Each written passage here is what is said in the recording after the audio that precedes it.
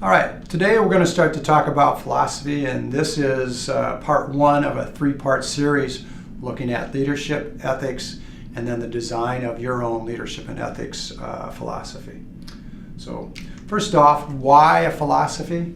It's again, what you're going to do as a head coach is you're going to be asked now to make all those difficult decisions. I know when I was a young assistant, I could make a lot of decisions, but at the end of the day, I still could pass it on if it was difficult. As a head coach, you're going to make those. So what it does is we want to start to develop a really solid philosophy, and it's a starting point in your portfolio so that you can be proactive versus reactive, and it really acts as a guide then as you're doing these difficult decisions. What is leadership? I'm going to give you a bunch of examples today. Again, you don't have to use these. I don't want you to be biased one way or another, but hopefully this gives you a good foundation of some resources and some ideas and how we would talk about the different types, and then you can start to develop your own. First one I want to point out is Pat Summitt. Just some highlights real quick. Just what a great role model for you doing your research of leaders. She passed away here in 2016, but she was at the University of Tennessee, was a head basketball coach, women's basketball coach for the Vols, Lady Vols. Over 1,000 wins, 8 NCAA titles. She won a silver medal as a player in the '76 Olympics, so she was a great collegiate player, and then won a gold medal as the head coach of the Olympic team in 1984. She won the Presidential Medal of Freedom, presented by Barack Obama, and then the Arthur Ashe Courage Award, ESPY Awards in 2012. I would argue probably one of the top 3 role models for women leaders and or coaches in the coaching profession. Another great example to look at is John Wooden, passed away in 2010, but he was the head basketball coach at UCLA, where he won 10 NCAA titles. The importance here is he won 10 of those in a 12-year period. Just dominant. The neat thing about John Wooden is he was a great player also, was a 3-time All-American at Purdue University, and then his notoriety is he's the first person that was inducted in the Basketball Hall of Fame for both as a player and as a coach. With both of these, I would pause right now, go to the PowerPoint, watch these quick videos. You've got Pat here, we'll get to her later where there'll be some videos, but watch John Wooden, and it gives a great historical background, and we've talked about the importance of understanding your history and knowing people's full background. By definition then, one of the things I like to do is when we start defining, developing our own definitions is don't assume yourself as well as your athletes and your staff members in your organization know what these things mean. So I just go right to the dictionary. Again, the important part about leadership is you have to understand there has to be followers in the process. So one of your jobs as a leader now, and I would argue is most important, is to provide a vision. You want to put a picture in the head of everyone in the organization of who and what you are and where you're going. So you got to create some clarity. Again, we're going to talk about this specifically. You're going to have to address your definition of success and or excellence. Again, a leader then too needs to know how to have that vision, but also then how to get that group to work towards a common goal. Another great example of a leadership style is a transformational leader. And this is really where the leader inspires others to actually be shared in this vision or in this leadership. So again, it's more about identifying the needs of the organization, and then you help guide them to be the leaders and develop that vision themselves.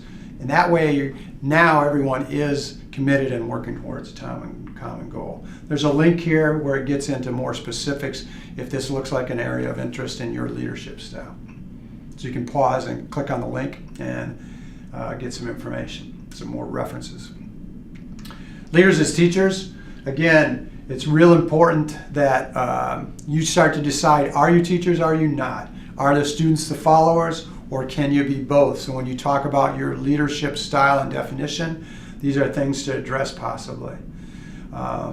Another thing here, it's important you have a great start. Chuck Long was If you don't know, I'm from Iowa, so he was the quarterback in the 80s for the Hawkeyes, who actually got second in the Heisman vote, and it was the closest second place ever in the Heisman. But he was a coach there, and I got the chance to work with him a little bit. And he always said, good start, chance for a good finish. It's important with this philosophy piece, you actually spend a lot of time, do a lot of research, and this will set a great foundation so you have a good start, and chances are you'll have a great finish with your portfolio. Personally, these are my leaders, and I am clearly a follower. These are my two daughters, Sylvia on the left and Nella B on the right. They absolutely rule me, but I love being a follower with them. Where this comes in is leadership itself isn't so much as leading, but having the people accept or wanting to be led by you. So I use the picture and example of the girls. It's one of the greatest things in my life is having those two young ladies, and I really love and want to be led by them. So a couple ways you need to do that is you have to build trust, and again is to win the hearts of the people you're leading. Obviously those girls have, and the personality of the individual has to be part of that also. When you design your philosophy, I gave you Wooden and Summit already. I'm going to give you a lot of others, and you're going to research them. But the point is you need to make sure you develop a philosophy that fits your own personality. How do leaders earn respect? You get that quite a bit. And again, I would argue that it starts with being consistent and making sound decisions consistently. The other part now in this day and age, it is very important that you admit to making mistakes. And again, they see a human side on that. And then you think about what's best for the team versus individuals or yourself. That's the key point. So trust makes leadership possible is one way to think about it. Again, going to dictionary definitions to get started. It's assured reliance on the character, strength, or truth of someone or something. So that can be your program. I like number 3, confident hope. Confident hope. What do leaders do? Again, I would say number 1 is your job is to create a vision, but then number 2, most critical, is to create a team culture, and we'll talk about that. Values are a great way to describe exactly how you're going to build that culture. I would argue that trust is probably one of the top ones in that. Again, as a leader, you're going to need to find ways to motivate those people to go towards those goals. You need to talk about what those goals are so everybody's on the same page. Another piece is you have to confront and resolve conflict. As I mentioned with the individuality versus team leadership dilemma, if you do not take a stand, the people in your organization will go ahead and fill in the blanks for you. So you have to take a position, you have to go in and confront conflict. And then obviously the more effectively you communicate it and the more consistently you do that, the easier it is for people to understand which direction to go. I'd pause the video at this time, and this is a great clip. It's only about 2 minutes, but Vivian Stringer talks about coaching with women in leadership specifically. She's the head basketball coach at Rutgers University. She was at Iowa. She's, again, right there with Pat Summitt as a legend in the game. So pause, and you can get some great quotes, some references there from her also. When we talk to team culture, as I said, is probably right there as one of the most critical pieces. I like to think of team culture as your social architecture, and it kind of nurtures your team psyche. It's the mindset of your organization. You want to have obviously a healthy one, and then team culture then is also involves how you do your rewards, how you communicate, all your procedures, and kind of acceptable reactions. A great thing I learned from a mentor a long time ago was when something there's an inappropriate behavior by someone in your organization, a real simple way to respond to that, it's either acceptable or it's unacceptable. There really is no in between. So again, you want to think about what are those standards for your team culture and define that very clearly. To help with that a little bit, here's some components you can think about. Is number 1, our team traditions. 2 is basic operating procedures. 3 would be your management information, that's your day-to-day operations, so they can run smoothly. Again, there's differences in the specific nature of your sport. and then the power or influences or the status structure, cliques and so forth within the team, and then your own leadership style. I always tell the story. I had an opportunity where for 3 years I worked as an offensive coordinator for 3 different head coaches at 2 different universities. And I found out the importance of understanding these traditions, these procedures, who were the power people in the organization, and then the different leadership styles I was working under before I tried to just go ahead and use what had worked in the past. Another great thing to do as you're studying your leadership definition is to go outside of coaching and look at other resources. My background also, besides coaching, was leadership or outdoor education. So I like to use with the Outward Bound program, if you're familiar at all. But they talk about some leadership series where they just discuss it in different ways, and that may set a trigger for the design of your vision. They talk about inspiring a shared vision, the ability or the importance of people in the organization challenging the process. Another way to think about this transformational leadership is to enable others to act. Obviously, role modeling and modeling the way is important. And then a way to create a nurturing or positive culture, team culture, is thinking about encouraging the heart is the way they talk about it. Again, you can pause here, and there's a great just 2-minute clip from Coach K. Krzyzewski, the head men's basketball coach at Duke University. Again, very famous coach in the profession, talks about leading with the heart. Great way to get some new information there also.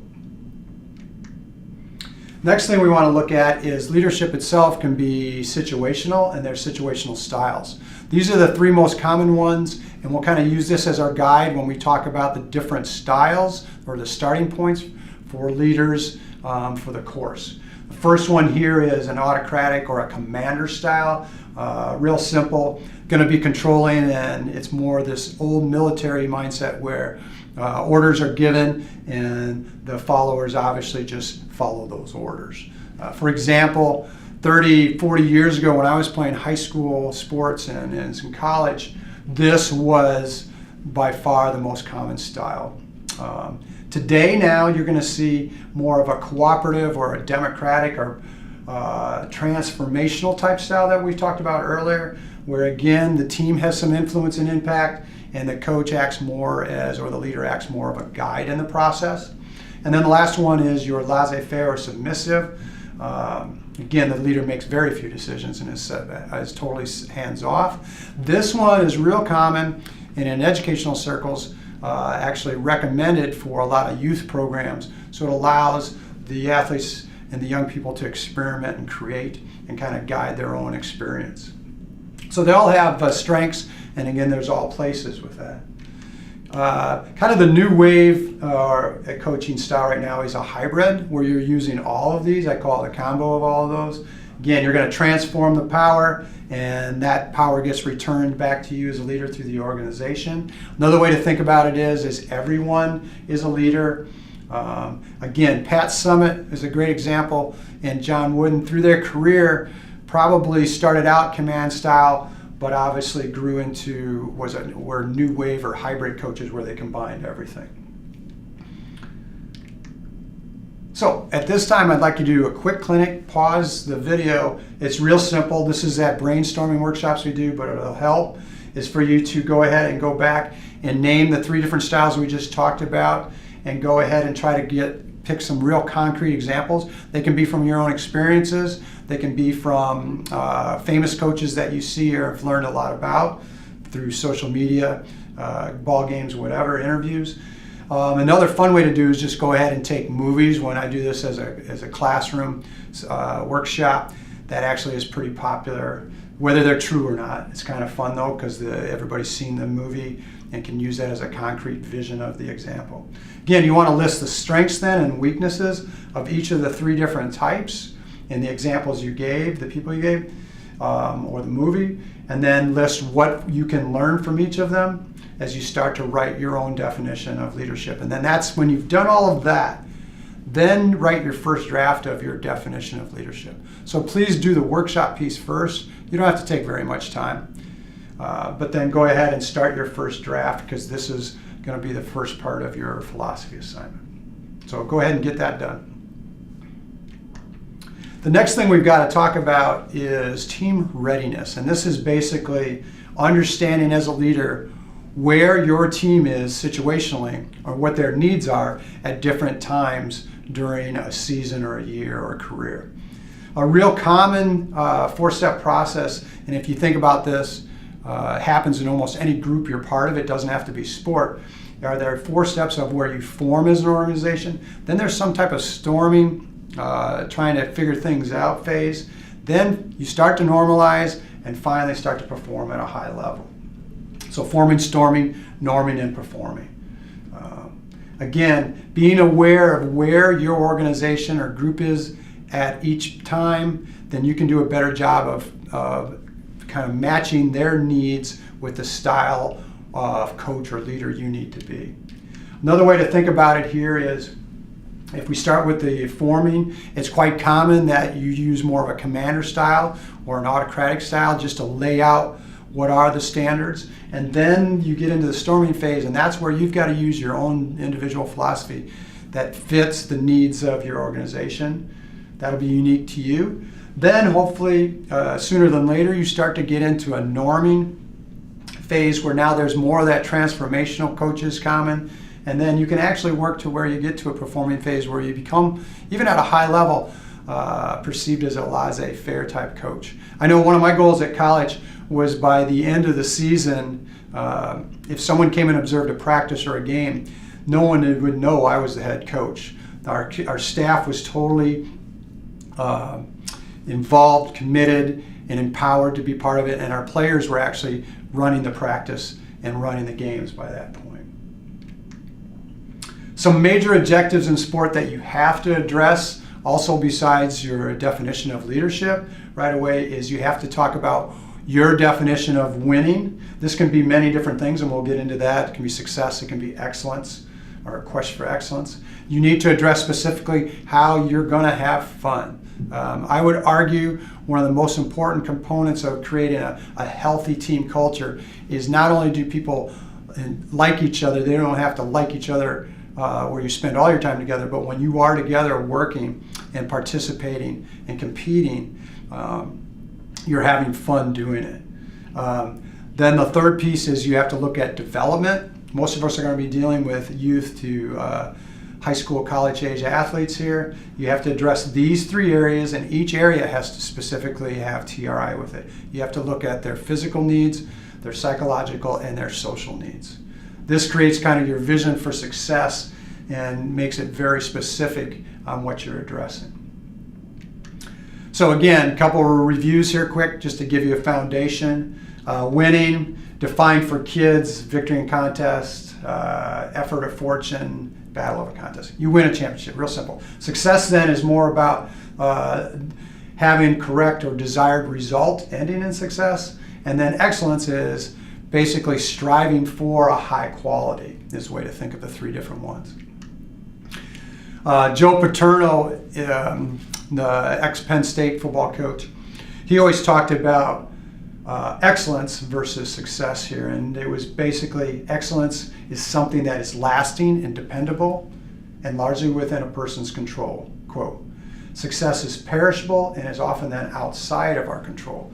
So finally, he mentions, quote, the person that is fascinated by quality is excited when they see it in others also. So just an example there, right here from Penn State. Some other definitions: fun, just making it an enjoyable experience, or experiencing something you like to do, people you like to be with. The key component here you cannot forget, though, is it is our duty, legal duties, which we'll get into later, to create a safe environment, not put people in danger, to have fun. That's what I mean of combining fun with professionalism, so make sure you're doing that when you do your portfolio. Also, a great way to make things fun is just to create challenges. That's the competitive nature of sport, which makes it motivating and fun. You can make that interesting and enjoyable, so competitive environments and practice. And then last one, and we'll talk about this in our motivation lectures, improvement is probably, or the opportunity for advancement or improvement is one of the most powerful motivators that humans can really feed off of. When we get into development, physically, so we understand, there's always confusion there. It is not fitness training. It is more about developing lifelong quality health habits, not just in running, jumping, lifting, but looking at nutrition and so forth that we'll talk about also. To avoid injuries, but also, again, safety with professionalism here. Psychologically, it's talking about controlling emotions and then developing feelings of self-worth. Again, when we talk about motivation, one of the biggest factors in motivating people, research has shown, is a sense of self-worth, and you need to create that and think of concrete ways you're going to do that. And then socially, again, we talked about the motivating factor of competition, improvement. You need to do that, but do that in appropriate standards of behavior within the school system, within the community, within the structure you're involved in, the organization you're part of. Some great resources are, one right here is ASEP. It's the American Sport Education Program. They have some examples of kind of a definition that they use. This is, go to that site on the internet, and again with NFHS, National Federation of High School Sports, probably two of your best resources you can use for the course. Another thing to think about is, what is your emphasis? Are you using, because of your level, more a recreational sport model or a competitive model? The key point here is if you're looking from top to bottom, obviously recreational model, fun becomes the number one priority. Competitive sports, winning, as we'll talk about, because of societal type pressures, or your own standards or goals, is pretty important. You have to decide what's important for you and your team, and then think about ways you're going to go about accomplishing that. Is it through excellence, the quest of it? Are you going to measure it by success or by winning, and so forth? So again, start to think about what is your emphasis. Last, there are society objectives, and we have to be aware of the realities of the world we live in. Again, winning is important and is valued, and the higher you go up the chain in organizations, from youth up to, for example, here at Penn State, it does become a business, and then winning is part of your existence. The thing you want to think about is how you go about focusing on it or not focusing on it. A real simple thing to think about is winning is short term, that's the product, okay? But the process itself, or the striving to win, or the quest for excellence, is maybe needs to be the focus point, even if we know the winning and losing is an important piece. So, question one is, what is your long-term goals? Try to write that down, pause here, and just write down what would be the long-term goals for your organization, your sport, and the level you're at. Number two then, what though is going to be your program's emphasis? So the first one, this is the reality with societal pressures. The second one though is the program emphasis you want to take as a leader. The thing you need to do is make sure that they're compatible for you in the way you communicate things, so they don't conflict each other. Last, then, I always get asked, what's my definition of leadership? I like to use these 5 E's, where we talk about empowering and engaging everyone in the process or in the organization to be a leader. And then we want to be able to strive is for excellence, but doing it where we're evolving in the process, not only as athletes, but as human beings, as students, but also as staff members, or for myself, as a father and a partner. So last, what is leadership? Again, this is where we started. You need to define that and come up with it in your own words, okay? That's your thesis statement. Then from there, I've given you a lot of resources and ideas. Go find your own, or you dig more into the ones that I started to give you. And this is where you can start to get some references to support your position. Lastly then, probably most important that a lot of people forget, make sure you come up with concrete examples or illustrations, that's the I in TRI, of how you're going to create this vision for everyone inside and outside of your program. All right, hopefully this gives you a good start. Go ahead and start getting your philosophy developed. Good luck.